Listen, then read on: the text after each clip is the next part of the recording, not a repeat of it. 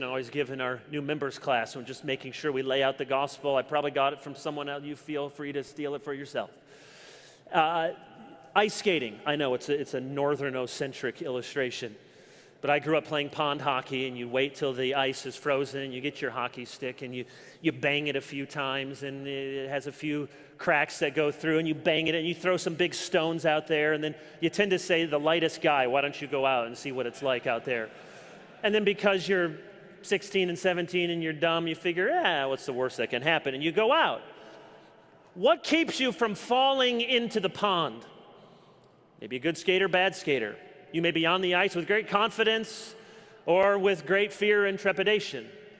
But it's not the quality of your faith that keeps you from sinking. It's the object, namely that the ice. If the ice is a foot thick, you're good.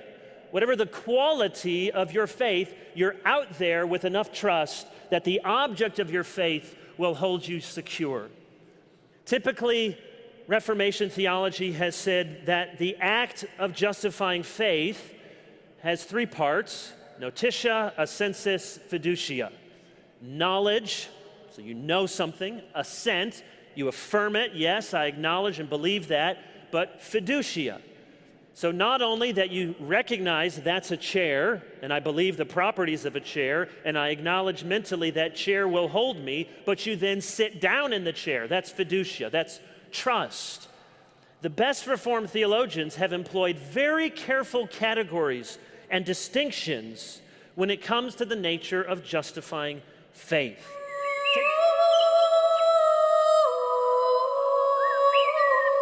With the providence of God. I beseech you, however, to endeavor by constant activity and by continually focusing vividly upon and viewing it to familiarize yourself with this truth.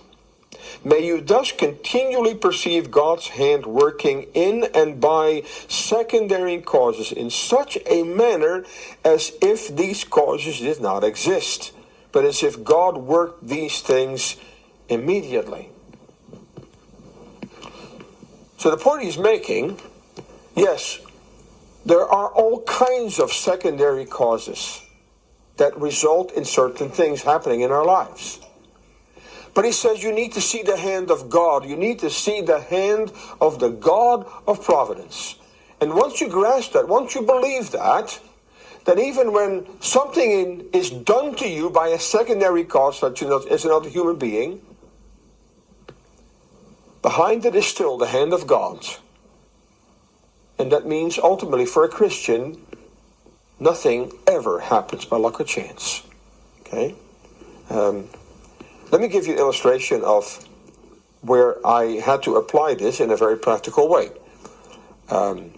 Last year, I was traveling to Iowa with my vehicle, and I'm driving on Interstate 90 through Minnesota. Nobody around. I was the only car on the road, right? All of a sudden, I see a rock this side, and by the time I saw it, I hit it. Right away, I knew something was wrong. My car started to go, so I quickly pulled over. By the time I got out, my tire was flat. Not only was it flat, when I took the wheel off, the rim had been destroyed by that rock.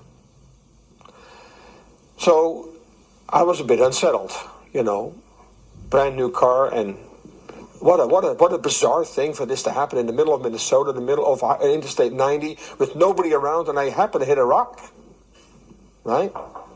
Of all things. But as I was changing the wheel, I said to myself, what believest thou of the providence of God? I started quoting the Heidelberg Catechism. And I was thinking of Brachel's chapter. Here was a secondary cause. I have no idea why that rock was there. But faith in God's providence helped me to regain my composure. By the time I had the wheel changed and I was driving again, I was calm. And I said to myself, I may never know why this happened. I don't need to know. This happened according to God's providence. And I then told myself, I could have lost control of my car. I could have flipped my car. All kinds of stuff could have happened, which didn't happen. I'm simply telling you this to illustrate how, in a very practical way, I did what Brachel had taught me to do. And is simply look beyond the secondary cause and recognize that this didn't happen by chance. And that even though it was unsettling, yet when I thought about it long enough, I saw that my Heavenly Father protected me nevertheless. Okay?